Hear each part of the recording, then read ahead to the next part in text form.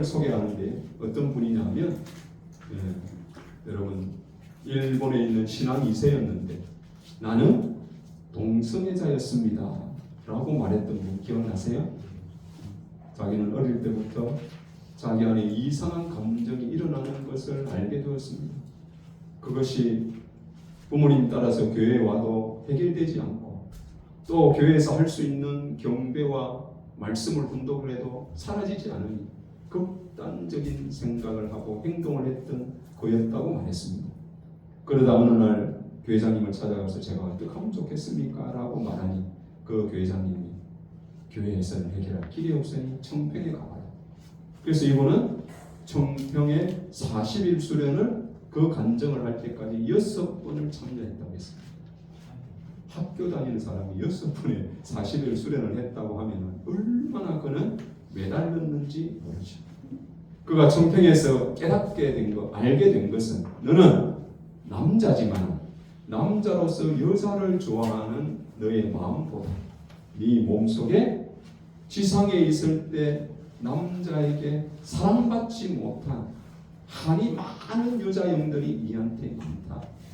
그러니까 그 여자들이 남자만 보면 사랑받고 싶은 마음이 네한테 일어나는 것이다. 이렇게 알게 된 겁니다. 그러니까 자기 몸에 한 맺힌 여자 영들을 해원하기 위해 얼마나 몸부림쳤겠어요. 자기가 할 수 있는 걸 다 했을 겁니다. 어느 날 천시문에 가서 기도하는 중에 음성이 들린 거 아닙니까? 하나님의 음성이. 야, 네 소원이 뭐냐? 이번에 첫 마디는 동성애로부터 벗어나는 거예요. 그랬습니다. 다시 하늘 부모님 물었습니다. 아니, 네 진짜 소원이 뭐냐? 네, 하늘 부모님의 자녀가 되는 거예요. 당신은 동성애자니까 나는 하늘 부모님의 자녀가 될 수 없어. 이렇게 스스로 낙담하고 있었던 그에게 하늘 부모님이 다시 물으시니 네, 저도 하늘 부모님 자녀가 되는 거예요. 이랬습니다. 그러니까 하늘 부모님의 메시지가 야, 네가 나를 얼마나 간절히 찾았는지 안다. 너는 내 소중한 아들이다. 이런 음성을 듣는 자가 되었습니다. 저는요, 이분이 영성 12차 저하고 동기생이라서 저는 이분을 유익 있게 봤습니다. 저는 어떻게 해서 저런 음성을 들은 사람이 되었나 부러운 마음으로 그를 살펴봤는데 영성 수련생들은 한 1시 50분쯤 되면 불을 다 끕니다. 훈련부장들이 와가지고 휴대폰 그만 보고 빨리 자요 하고 불을 싹 꺼버려요. 이분은 그때도 말씀을 훈독하고 싶었는지 남자 영성 수련생들은 병원 지하에서 숙박을 했거든요. 어디에 가서 만났느냐 하면 복도에서 만났습니다. 복도에 뭐가 켜져 있어요? 비상등 불에 그 밝지도 않아 비상등 불에 의지해서 말씀을 훈독하고 있는 그를 2시가 훨씬 넘었는데 보았습니다. 얼마나 그는 간절히 하늘 앞에 매달린 자가 되었던 겁니다. 저는 부러워했습니다. 그래서 매번 수련 때마다 제가 이렇게 이야기하면 하늘 부모님 이제 그만해도 된다 이렇게 찾아와서 나는 하늘 부모님이 말씀이라도 해줄 줄 알고 그랬는데요. 제가 한 일주일 전에 회개를 했습니다.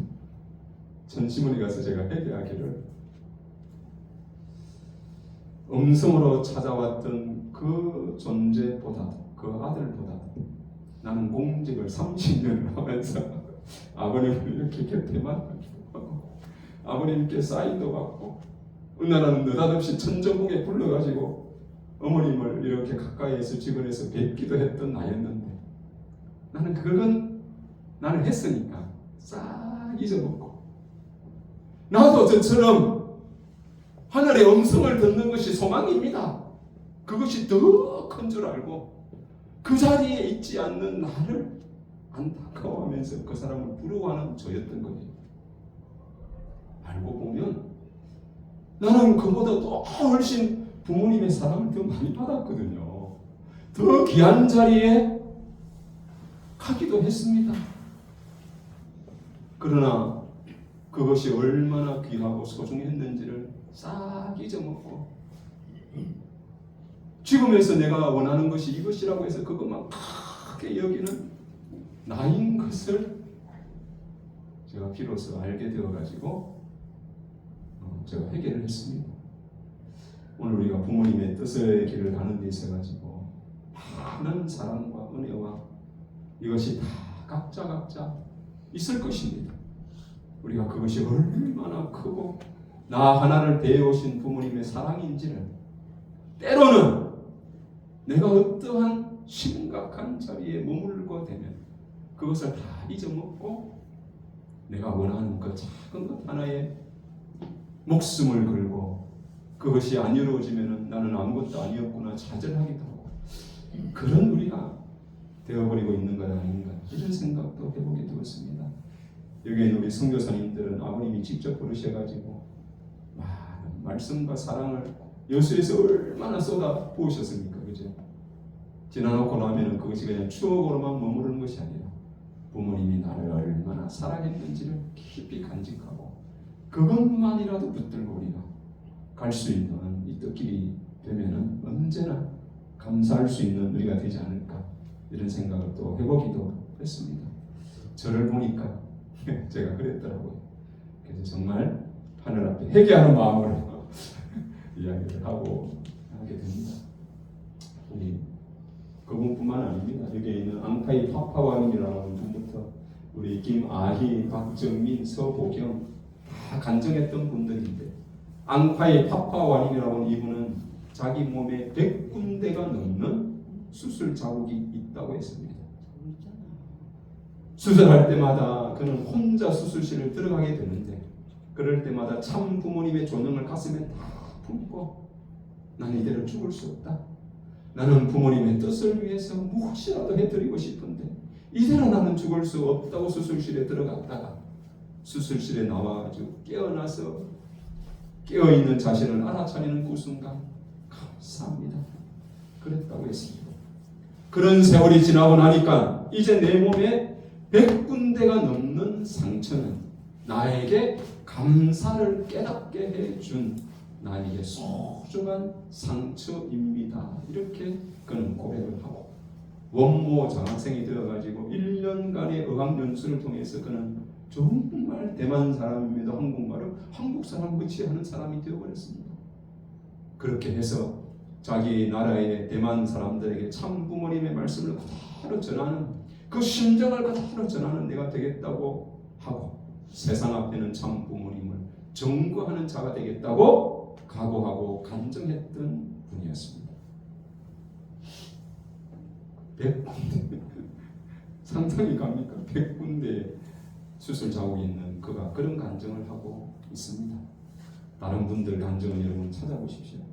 그리고 여러분 남경성 대교회장님의 간증 이렇게 보이니까 멀쩡하신 분 같지만 이분은 중독성 표피 괴사증이라고 해서 얼굴이든 몸의 모든 피부가 새까맣게 죽어가는 그런 병입니다. 그러니까 독한 항생제를 투입하고 해서 이 살아있는 사람의 이 가죽을 벗겨야 되는 겁니다. 얼마나 고통스러운지 중간중간에 기절을 하고 그러면 또다시 그냥 해서 살려가지고 또 벗기고 이렇게 반복했던 분입니다. 이분이 그렇게 했다고 벗겨냈다고 나아졌느냐? 그렇지 않습니다. 이분이 어느 날 간증하기를 우찌다라고 하는 교회장님이 그분이 참 위대한 것 같아요.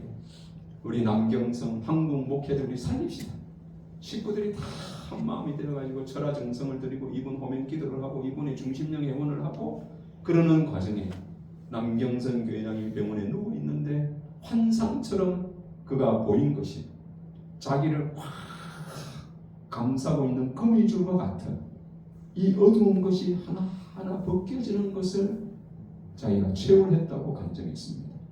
그것이 교회에 있는 식구들이 정성을 들이고 호명 기도를 하고 중심령 회원을 해주면서 그런 역사가 일어나가지고 우리 앞에 간증하는 교회장님이 되었습니다. 저 이야기도 시간이 좀 없지만 하겠습니다. 여러분 중에 아이들 앞에 아빠 때문에 축복받고 싶지 않다. 이런 이야기 들어보신 적 있습니까? 웃으면서 제가 이렇게 이야기하고 있지만은 불과 얼마 안 됐어요. 우리 애기 엄마가 살아있을 때 아이들 축복 연령에 된 아이가 이제 6명, 6남매거든요.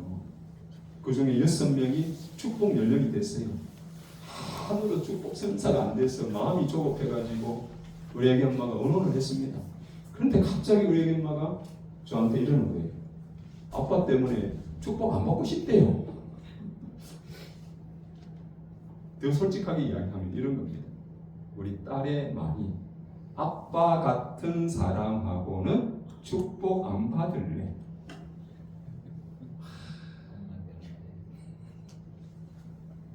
우리 선배님들이 간증 중에 부모님 모시고 선배들 간증하는데요.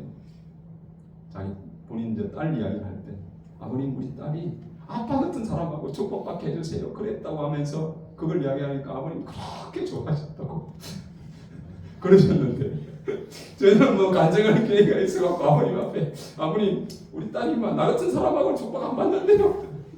이놈이 작승하고 막 발길이 아마 끄덕차 있을 거예요. 저 그랬습니다. 그런데요, 솔직히 더 웃긴 거는요, 딸들이 저한테 이렇게 말하는 것을 제가 받아들였을까요? 참 어처구니 없게 저는 저 말을 수긍하고 받아들이지 않았습니다. 사람이, 저는 꿈이 선생님이 꿈이었어요. 한번 간증도 했는데, 그리고 저는 수학을 전공을 했어요. 수학 선생님. 대학교 2학년 때 털커덕 전도가 되었으니까 선생님이라는 꿈은 이제 팽개치고 목회자가 된 거예요. 그러니까 딱 제가 어떤 스타일이냐, 수학 선생님 같은 목회자인 거예요. 누구한테? 아이들한테, 우리 애들한테. 수학은 공식이 있거든요. 이렇게 하면 이렇게 하면 이렇게 돼. 그럼 틀림없이 된다고 믿고 그렇게 말하는 거예요. 그게 공식이니까. 그 아이들에게 공식대로 말하는 거예요. 저는 그렇게 하면 아이들이 잘 될 줄 알고, 그리고 목사같이 아이들한테 설교하듯이 했던 것 같아요. 우리 애들한테 막 이렇게 꼼짝없이 그냥 딱 말을 하는 걸 애들이 알았어 이러면 나는 잘하는 줄 알고, 그렇지 나는 잘했지 우리 애들한테 이렇게 하면 우리 애들이 잘 될 거야 막 이렇게 열을 내서 매일 했어요. 매일은 아니지만 어쨌든 아이들한테 그렇게 한 것 같아요. 우리 애가 크니까요, 저한테 이러더라고요. 아빠 1절만. 내가 4절까지 다 아니까 4절 안 해도 된다. 1절만 해도 아빠만 뭘 말하는지 아니까 꼬마는 좀 해요. 이렇게 말했습니다. 그럼 제가 수긍을 했을까요? 아빠가 열심히 너희들을 위해서 너희들 잘 되라고 하고 있는데 뭐? 아빠한테 1절만? 부해가 나는 거예요. 부해. 화를 돋구니까 제가 더 했던 것 같아요. 제가 그렇게 했으니 우리 애들이 아이고야 저런 사람하고는 평생을 살 자신이 없다. 우리 애들이 이렇게 말했던 것 같아요. 이런 것을 조금 빨리 알았으면 좋을 텐데 저는 그 말을 할 당시에는 몰랐던 것 같아요. 그래서 나는 저런 이야기를 들을 문제가 있는 사람이 아니야. 그런데 왜 내가 저런 말을 들어야 돼? 그 이유는 나한테 있는 게 아니야. 누구한테 있어요? 옆에 있는 사람한테. 옆에 있는 사람이 잘못해가지고 내가 저런 말을 듣고 있다고 우리 사모님한테 화살을 돌렸던 거예요. 우리 사모하고 이야기하다가 그래 엄마는 애들이 그런 말 할 때 엄마는 애들한테 뭐라고 그랬어요? 내가 이렇게 우리 애기한테 물었습니다. 그 말 표현이 뭐냐? 애들 교육을 똑바로 엄마가 잘해야죠. 엄마가 똑바로 애들 교육을 안 하니까 내가 그런 말 듣고 있는 것 아니냐고 저는 우리 애기 엄마한테 말했던 겁니다. 예, 장모님 이거였어요. 저는 그렇게 말했습니다. 그리고 또 저 딸하고 다투었어요. 우리 아이하고. 다투기를 심각한 문제로 안 다툽니다. 그런 거는 너무 심각한 일은 의의가 없어요. 사고가 날 뻔한 어떤 일이 갑자기 일어나면 그 순간 말문이 막히더라고요. 그걸 모면하고 나면. 식은땀이 나고 너무 엄청난 일은 말을 못해. 그런데 아주 사소한 일, 부부 사이에도 이 양말 두 쪽 가지고도 싸우더라. 야, 제가 보니까 숟가락을 엎어 놓느냐 바로 놓느냐 가지고 싸워가지고 이혼했다는 이야기가 있더라고요. 숟가락을 여러분 어떻게 꼽습니까? 숟가락 머리가 위로 가게 해요? 밑으로 가게 해요? 위로 가게 해요? 어느 지금 밑으로 가게 한답니다. 왜 밑으로 가게 안 하냐면 밑에 지저분하다고 해서 밑으로 가게 안 하고 위로 가게 한대요. 그런데 신부 집은 밑으로 한다는 거야. 그러니까 신랑이 하는 말이, 그럼 이제까지 내가 그 지저분한 것으로 먹고 있었느냐고, 너희 집은 그렇게 지저분해? 막 이러면서 대판 싸우다가 그것이 이혼이 되어버렸다. 예를 들면 아주 그렇게 사소한 일로 다투는 겁니다. 그런데요, 우리 딸하고 그렇게 다투다가 우리 딸이 나한테 뭐라고 말을 했는데 그 말이 내 자존감을 확 무너뜨리게 한 말이 되어버렸습니다. 저한테 비수를 꼽는 말이 됐어요. 나는 일생을 아빠로서 내 개인적으로 하고 싶은 거 안 하고 오직 자녀들을 위해서 나는 최선을 다했다고 살아왔는데, 아니 우리 딸이 나한테 이렇게 말할 수 있어. 그러니까 그 말이 너무 가슴을 아프게 하는 거예요. 내가 이제까지 살아온 것이 아무런 가치가 없는 것 같고 인생이 더럽고 허무하고 나 이렇게 살아야 되나 이런 생각까지 막 몰려오는 거예요. 그때가 코로나 때였습니다. 아무것도 안 하고 싶어요. 근데 해드린 그날이 수요일이었거든요. 수요일이라도 수요 예배를 드렸던 때입니다. 비대면으로. 근데 저는 수요 예배를 안 드리고 싶어요. 안 하고 싶은데 나는 해야 돼요. 그런 제 입장이 마치 광대 같더라고요. 광대. 관객들이 와 있으니 나는 그 관객들을 웃겨야 되는 광대가 되어야 되는 거예요.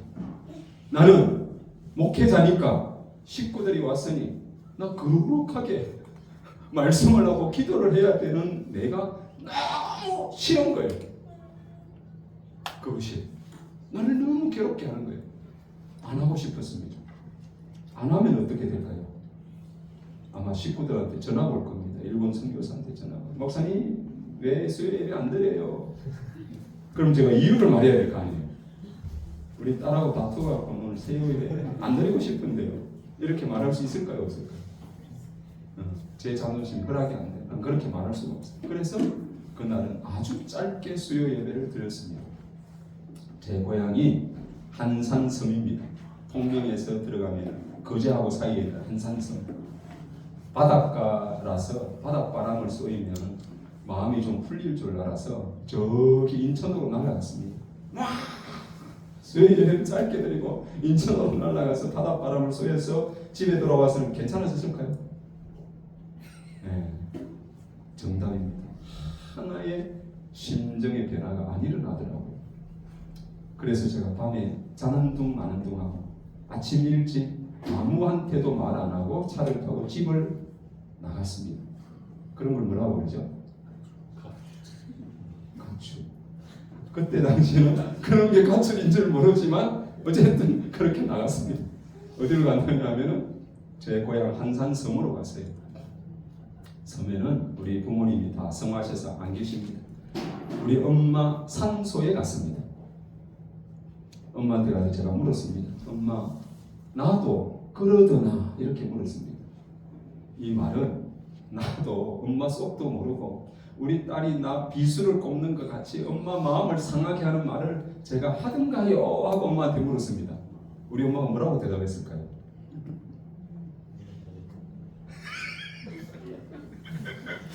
나 그렇게는 안 살았어. 그래도 저는 솔직하게 우리 엄마가 야 수철아, 너는 안 그랬다. 너는 엄마 말 잘 듣고 잘했다. 나 이렇게 엄마가 저한테 말할 줄 알았어요. 웬걸 말을 안 하더라고. 말을 안 하셔. 그러면서 뭔가 필름이 쫙 지나가는데 어떤 장면이 지나가느냐 하면 우리 엄마가 나한테 잘해줄 거. 제가 13년을 학사 목회를 했거든요. 지방의 학사 목회는 헌금이 별로 없어. 그러니까 학사를 운영할 수 있는 재정이 뭐 입주생도 없고 하니까 매일 집에 가는 거야. 일주일이 멀다고. 집에 가면은 쌀도 뭐 김치도 뭐 배추도 야야 이 화장지도 들고 와라. 화장지도 좀. 우리 엄마가 그렇게 저한테 뭐라도 주려고 하셨던 거예요. 그렇게 저는 우리 엄마의 사랑을 받았던 것만 쫙 지나가요. 그래서 제가 생각했습니다. 나는 우리 엄마한테 뭐 해줬지? 그렇게 딱 생각하고 뭐가 지나가야 될 거 아니야. 하나도 없어. 학사장이라고 해서 뭐가 없으니까 엄마한테 해줄 게 없었어. 내복 한 벌 기쁘게 사드린 기억이 나한테는 없어. 그러니까 그제서 제가 깨닫게 되더라고요. 아, 내가 우리 엄마를 기뻐해 준 것이 없는 나였으니까 나도 우리 엄마 속을 많이 썩였겠구나. 동일교회 나오는 것부터 속 썩이는 일이었으니까 우리 엄마 속을 많이 나도 상하게 했을 거다. 이렇게 생각이 확 밀려오는 거예요. 그 희한하더라고. 그런 생각이 밀려오니까요. 우리 딸이 나한테 내 마음을 아프게 한 것이 안 아프더라고. 거짓말처럼 하나도 안 아파요. 그 마음이 싹 사라졌어. 그런데 와 그러고 나서요. 저한테 제가 뭐라고 이야기하느냐면 야 수철아 니는 너 딸이 네 속을 좀 몰라가지고 어린 나이에 그냥 툭 내뱉은 말인데 그것 때문에 네가 삐져가지고 네가 여기까지 왔어? 이렇게 저한테 말하니까 그때부터는 막 엄청 부끄러운 겁니다. 못난 아빠의 모습으로 아이들을 만나러 갈 수가 없어요. 그래서 제가 어떻게 했느냐 우리 고향집에 가니까 그때 당시 시금치가 많이 있더라고요. 시금치를 열심히 캤습니다. 옆에 보니 또 무가 있더라고요. 무도 뽑아갖고 한 자루 차에 실었습니다. 하룻밤을 자고 집에 제가 왔어요. 애들이 묻더라고요. 아빠 어디 갔다 왔어? 제가 그랬습니다. 너희들 주려고 고향 가가지고 시금치하고 무 뽑아왔지. 제가 그랬습니다. 이 모든 것이 사실은 우리 애기 엄마가 22년도 3월에 성화를 했는데 우리 애기 엄마가 성화하고 난 이후에 내가 우리 엄마를 어떻게 대했지? 우리 아이들을 내가 어떻게 말을 하고 대했을까? 이것이 쭉 지나가는 겁니다. 그러니까 내가 우리 엄마를 잘 대한 게 아니야. 나는 잘했다고 생각했지만 우리 애기 엄마를 야 내가 이렇게 대했구나. 이게 싹 지나가는 겁니다. 우리 아이들에게도 우리 아이들의 마음은 잘 안 알아주면서 나 딴에는 잘한다고 막 그냥 뭐 했던 거예요. 그랬는데 6남매 중에 한 명도 축복을 안 받고 더더군다나 나 같은 사람하고는 축복 안 받겠다고 그러니 이게 심각한 겁니다. 그래서 제가 그때부터는 천심은 철화를 서울에서 목회할 때는 매일 철화 정성들을 봤습니다. 제가 말을 하면 안 되니까 야 너도 할 수만 있으면 나와 같이 철화 정성에 가자. 금요일만 되면 한 명 태워가지고 애들 데리고 금요 철화는 같이 또 갔습니다. 그러다 어느 날 우리 큰딸이 축복을 받았어요. 제가 이 이야기를 어디 가서 하니까요. 영적으로 밝으신 권사님이 저한테 그러더라고요. 선혜사님 손을 번쩍 뜨면서 저는 뭐 따질 줄 알았습니다. 그분 하는 말이 순혜사님도 딸 축복시키는데 수고한 것 같지만 영계 있는 사모님도 수고를 많이 했대요. 그거 전해주래요. 이러더라고요. 그런데 제가 철화 정성을 매일 갔지만은 우리 사돈 되는 분도 40일 동안 천심원에 가서 매일 기도를 했답니다. 그러고 나서 여러분 비포유 사이트 알죠? 아이들 축복이 올리는 사이트. 그 사이트에 쭉 보다가 딱 한 명을 정해가지고 전화를 했는데 그분이 우리 딸이었습니다. 그러니까 영계에서 두 사람을 맺어줬구나. 부정할 수가 없어서 아이고 사모님 수고했습니다. 제가 그러고 있습니다. 아주 네, 여러분 천심원은 저에게도 그런 축복의 길을 열어준 것 같이 오늘 우리 모두에게 정말 간절히 뭔가 소원하는 것이 있으면 하늘 부모님께 매달리고 기도하고 정성 들이면 길은 열립니다. 아주 그런 곳입니다. 천보 찬양 열사인데요. 여러분 아버님 손 어머님 손 함께 찬양할 때 여러분 간절하게 하십시오. 어느 정도 간절했느냐?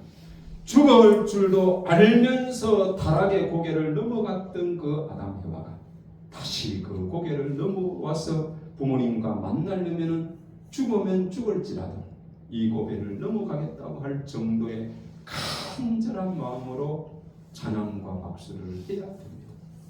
아버지 어머니도 간절하게 부르짖어 보십시오. 그것이 내가 부르는 아버지 어머니가 아니라 내 한 맺힌 영들도 간절히 찾고 부르시고 싶은 아버지 어머니가 되면 아버지 어머니를 간절히 외칠 때 영불림이 훨씬 잘 됩니다. 라고 영적으로 보는 분이 저에게 이야기를 해줬습니다. 아주 그래서 여러분 간절하게 하시면 그 간절한 마음을 통해 참 부모님의 심정을 우리는 체험할 수가 있습니다. 그러면은 여러분 신인의 일체 자리에 가고 여러분의 영적인 온도도 38도 이상 훨씬 여러분 뜨거운 영적인 체험을 하게 됩니다. 그리고 우리는 그런 자리에서 간절한 마음이 그리움의 어떤 대상을 두고 간절한 마음을 가져야 된다고 생각이 듭니다. 여러분 첫 번째 그리워해야 되는 것은 아버님 어머님도 그리워해야 되지만 그 아버님 어머님과 만날 수 있는 내가 되는 내가 성장 완성해서 그 자리를 여러분 그리워할 줄도 알아야 됩니다. 그것이 소망에 대한 그리움입니다. 하늘 부모님이 소망하시는 또 내가 이루고 싶은 그 소망의 세계도 여러분이 그리워하면서 그 간절한 마음으로 여러분이 하시면은 좋겠다 생각이 들고 그리고 지금은 우리가 홀리마다한을 모시고 이 길을 가는 우리가 되었기 때문에 홀리마다한이라고는 이름을 부를 수 있다는 것도 은혜고 그분을 모시고 가는 것도 은혜인 줄로 알고 감사한 마음으로 여러분 임하시는 그런 자리가 되면 어제 간정에도 있었지 않습니까? 감옥에 계시지만 어머님이 이 자리에 오셔가지고 말씀하시는 어머님이시다. 그런 간정을 하시는 분도 있었지 않습니까? 그래서 그런 여러분 시간 되면 좋겠습니다. 천심원의 은혜에 대한 내용인데요.